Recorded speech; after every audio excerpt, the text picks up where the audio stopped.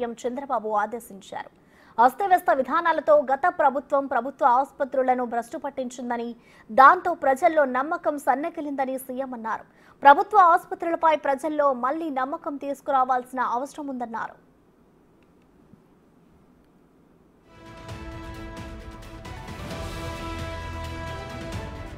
Kidney బాధితులు ఎంతమంది ఉన్నారో మండలాల వారీగా వివరాలు సేకరించాలన్నారు సీఎం చంద్రబాబు.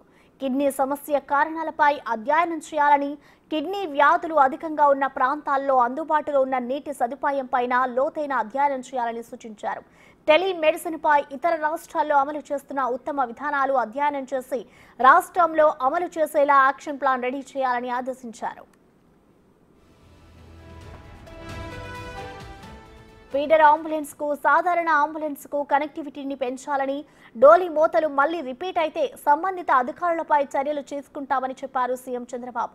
ఫీడర్ అంబులెన్స్ లో వెళ్లగలిగినప్పటికీ సాధ్యం కాదని నిర్లక్ష్యం వహిస్తే నేరుగా తానే ఆ ప్రాంతాన్ని సందర్శిస్తానన్నారు. ఆసుపత్రుల్లో రోగులకు అందించే బెడ్షీట్లు కూడా నాణ్యత, శుభ్రంతో ఉండాలని, క్యాన్సర్ అవగాహన కార్యక్రమాలు నిర్వహించాలన్నారు సీఎం చంద్రబాబు.